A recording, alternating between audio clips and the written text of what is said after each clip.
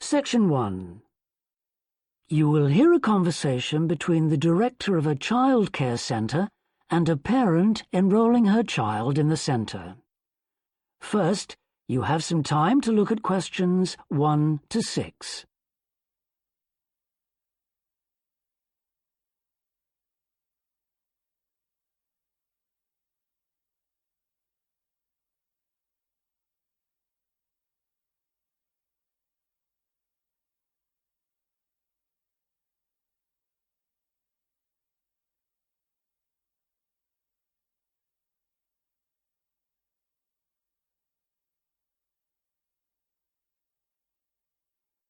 Now we shall begin. You should answer the questions as you listen, because you will not hear the recording a second time. Listen carefully and answer questions 1 to 6. Good morning. Welcome to the Early Learning Childcare Centre. How may I help you? Hi, I spoke to you last week about enrolling my daughter for next year. Oh, yes. I'll just get some details from you. So, you're her mother? That's right. And can I have your name? It's Carol Smith.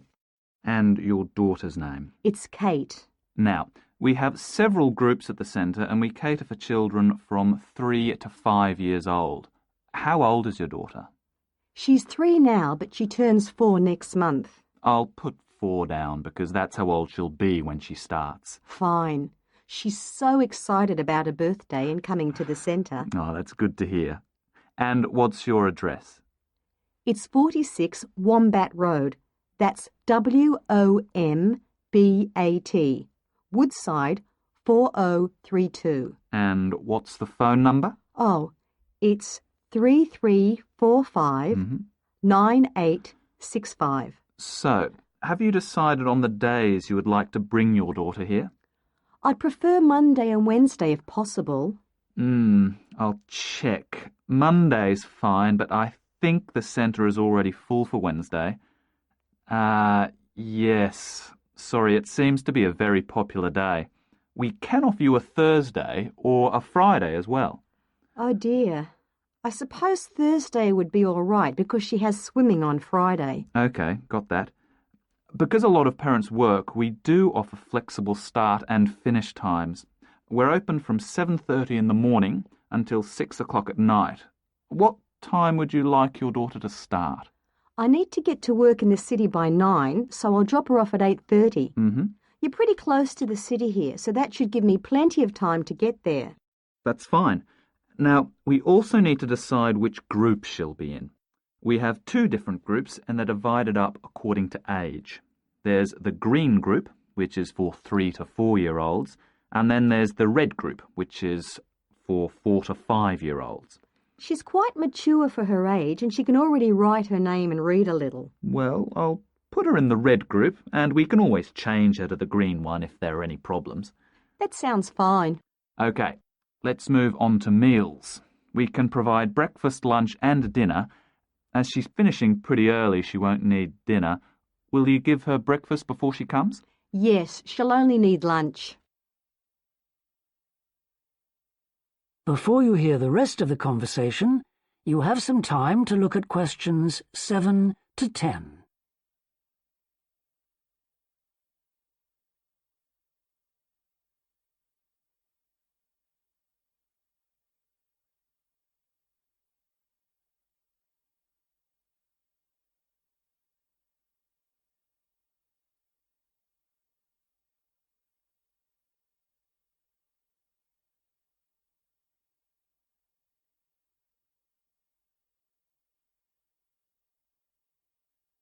Now listen and answer questions 7 to 10. Now, does she have any medical conditions we need to know about? Does she have asthma or any hearing problems, for example? No, but she does need to wear glasses. Oh, I'll make a note of that. Yeah, she's pretty good about wearing them. She can't see much without them. Right. OK. Now, I also need emergency contact details. So what sort of information do you need?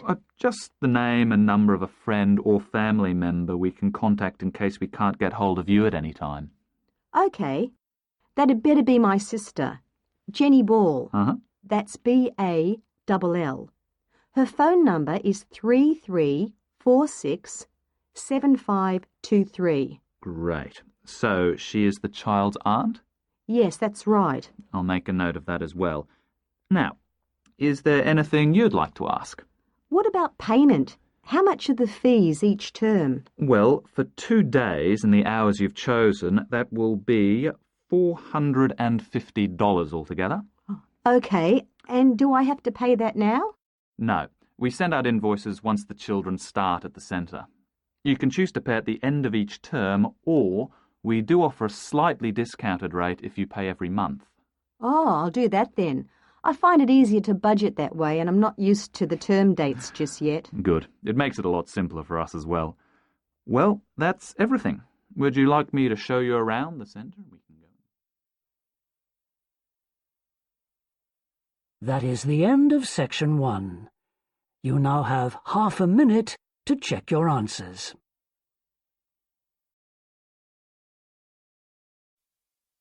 Section 2. You will hear a woman called Alice Bussell talking on the radio about the Dolphin Conservation Trust, an organisation which tries to protect dolphins. First, you have some time to look at questions 11 to 15.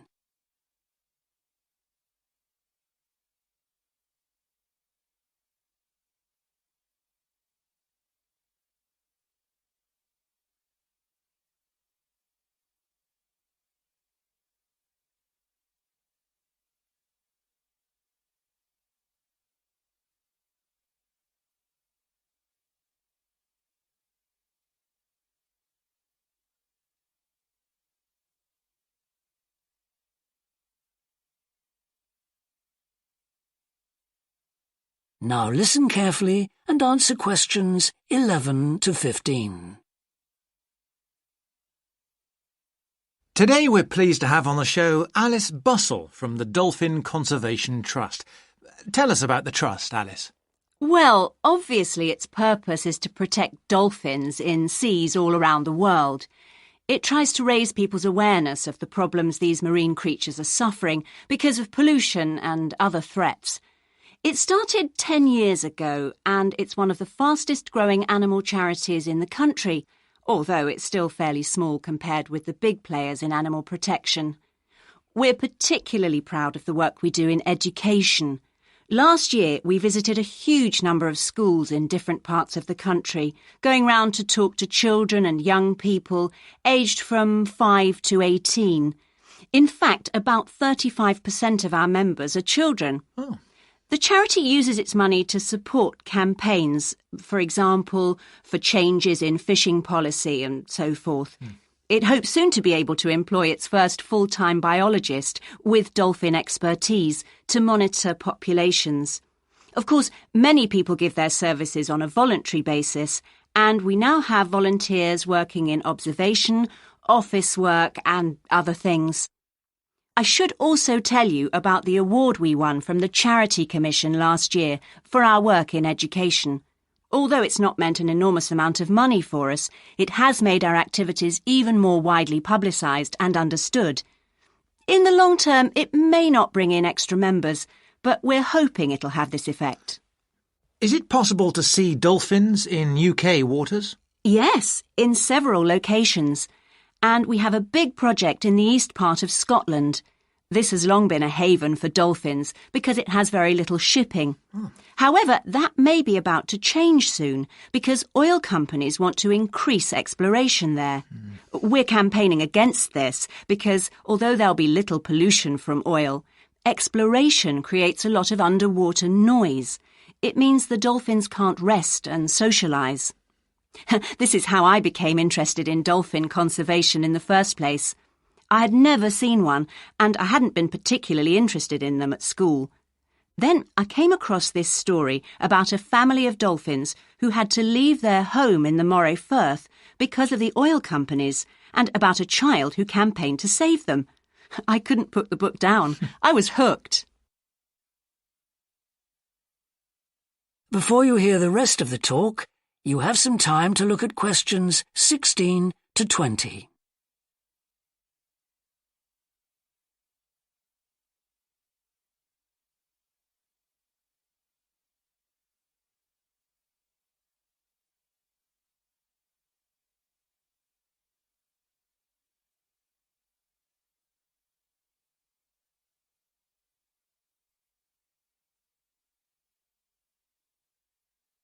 Now listen and answer questions 16 to 20.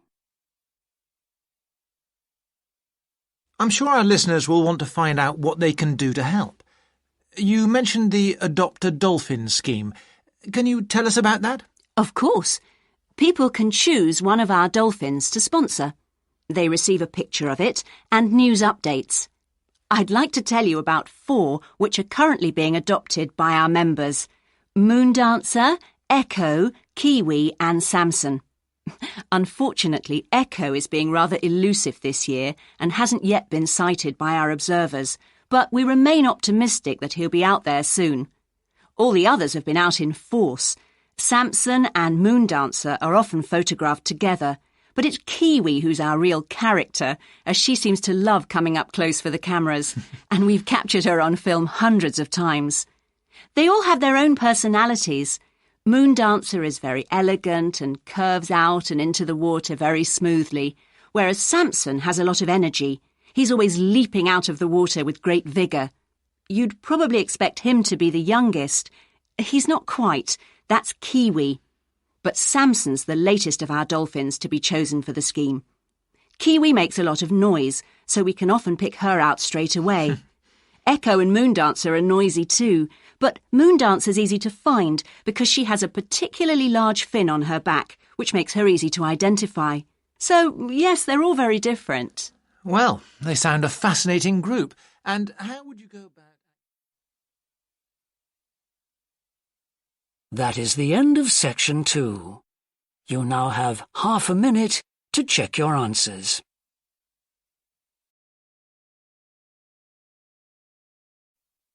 Section 3. You will hear a student called Rob, who is in the first year of a theatre studies course, talking to another student called Mia, who's in the 4th year of the same course. First, you have some time to look at questions 21 to 25.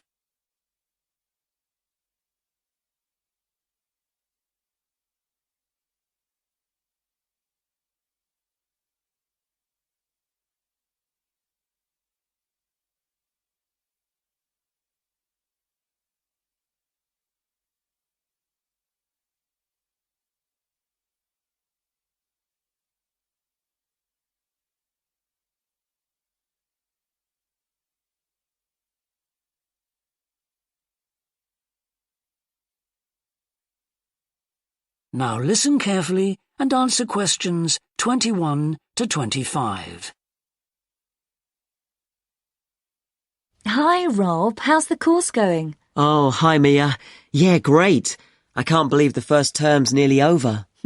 I saw your group's performance last night at the student theatre. It was good. Really? Yeah, but now we have to write a report on the whole thing, an in-depth analysis. I don't know where to start. Like, I have to write about the role I played, the doctor, how I developed the character. Well, what was your starting point? My grandfather was a doctor before he retired, and I just based it on him. OK, but how? Did you talk to him about it? He must have all sorts of stories, but he never says much about his work, even now. He has a sort of authority, though. So, how did you manage to capture that? I'd visualise what he must have been like in the past when he was sitting in his consulting room listening to his patients. OK, so that's what you explain in your report. Right. Then there's the issue of atmosphere. So in the first scene we needed to know how boring life was in the doctor's village in the 1950s. So when the curtain went up on the first scene in the waiting room, there was that long silence before anyone spoke. And then people kept saying the same thing over and over, like, cold, isn't it? Yes, and everyone wore grey and brown and just sat in a row. Yes, all those details of the production. And I have to analyse how I functioned in the group, what I found out about myself. I know I was so frustrated at times when we couldn't agree. Yes. So did one person emerge as the leader? Sophia did. That was okay. She helped us work out exactly what to do for the production, and that made me feel better, I suppose. When you understood what needed doing? Yes. And Sophia did some research too. That was useful in developing our approach. Like what? Well, she found these articles from the 1950s about how relationships between children and their parents, or between the public and people like bank managers or the police, were shifting. Interesting.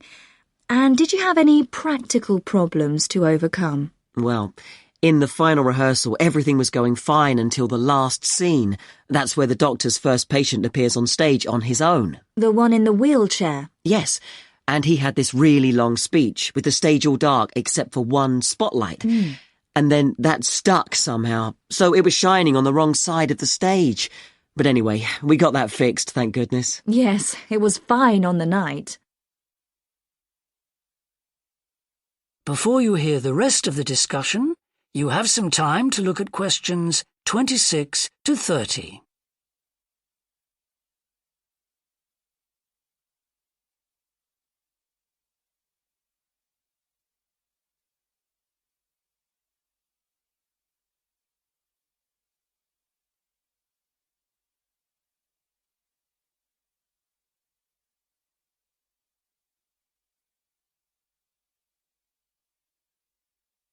Now listen and answer questions 26 to 30. But while you're here, Mia, I wanted to ask you about the year abroad option. Would you recommend doing that? Yes, definitely. It's a fantastic chance to study in another country for a year. I think I'd like to do it, but it looks very competitive. There's only a limited number of places. Yes. So, next year, when you're in the second year of the course, you need to work really hard in all your theatre studies modules. Only students with good marks get places. You have to prove that you know your subject really well. Right. So, how did you choose where to go? Well, I decided I wanted a programme that would fit in with what I wanted to do after I graduate. So I looked for a university with emphasis on acting rather than directing, for example. It depends on you. Then about 6 months before you go, you have to email the scheme coordinator with your top 3 choices. I had a friend who missed the deadline and didn't get her first choice, so you do need to get a move on at that stage. You'll find that certain places are very popular with everyone. And don't you have to write a personal statement at that stage? Yes. Right. I'll get some of the final year students to give me some tips. Maybe see if I can read what they wrote. I think that's a very good idea. I don't mind showing you what I did. And while you're abroad, don't make the mistake I made. I got so involved I forgot all about making arrangements for when I came back here for the final year. Make sure you stay in touch so they know your choices for the optional modules. You don't want to miss out doing your preferred specialisms. Right. That is the end of section 3. You now have half a minute to check your answers.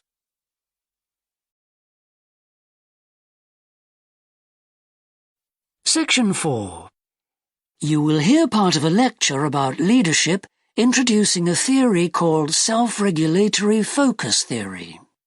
First, you have some time to look at questions 31 to 40.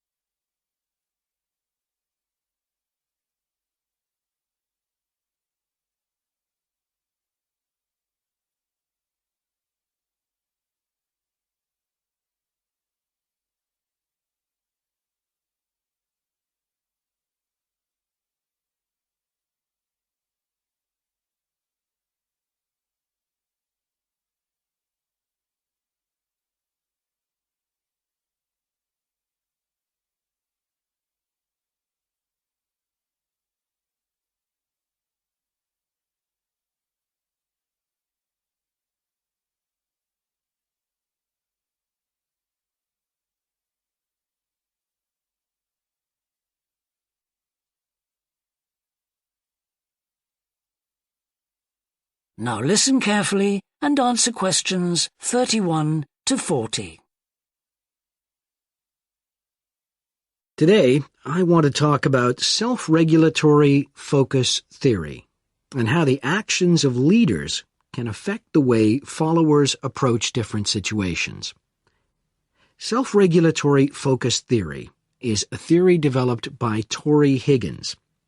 He says that a person's focus at any given time is to either approach pleasure or avoid pain.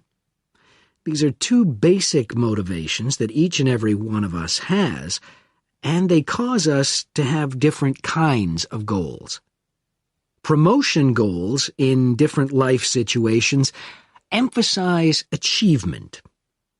Prevention goals are oriented towards the avoidance of punishment. In a specific situation, our thoughts might focus more on promotion goals or more on prevention goals. The theory suggests that two factors affect which goals we are focusing on. First, there is a chronic factor. This factor is connected to a person's personality and says that each person has a basic tendency to either focus more on promotion goals or focus more on prevention goals as part of his or her personality. Second, there is a situational factor, which means that the context we are in can make us more likely to focus on one set of goals or the other. For example, we are more likely to be thinking about pleasure and to have promotion goals when we are spending time with a friend. In contrast, if we are working on an important project for our boss, we are more likely to try to avoid making mistakes and therefore have more prevention goals in our mind. Research has shown that the goals we are focusing on at a given time affect the way we think. For example, when focusing on promotion goals, people consider their ideal self, their aspirations and gains. They don't think about what they can lose, so they think in a happier mode. They feel more inspired to change. When people are focusing on prevention goals, they think about their ought self. What are they supposed to be? What are people expecting from them? They consider their obligations to others. As a result, they experience more anxiety and try to avoid situations where they could lose.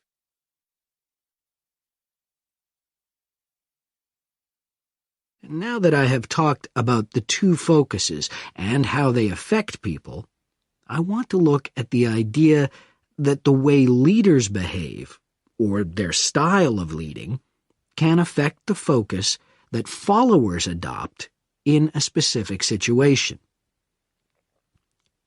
In talking about leadership, we often mention transformational leaders and transactional leaders.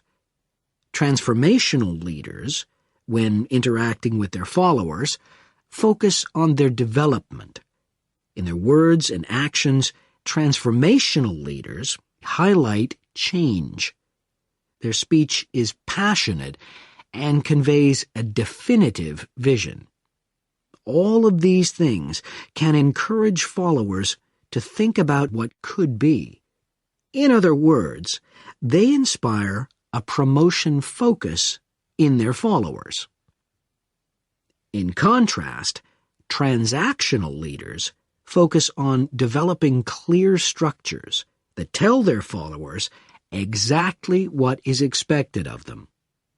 While they do explain the rewards people will get for following orders, they emphasize more how a follower will be punished, or that a follower won't get rewarded if his or her behavior doesn't change. In short, they emphasize the consequences of making a mistake.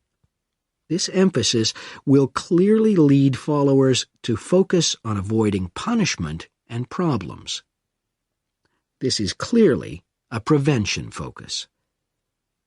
In conclusion, it is important to understand that one focus is not necessarily better than the other one. For a designer who works in a field where a lot of innovation is needed, a promotion focus is probably better. In contrast, a prevention focus, which causes people to work more cautiously and produce higher quality work, might be very appropriate for a job like a surgeon, for example. The main point of the research, though, is that the actions of leaders can greatly influence whether people approach a situation with more of a promotion focus or more of a prevention focus. That is the end of section 4. You now have half a minute to check your answers.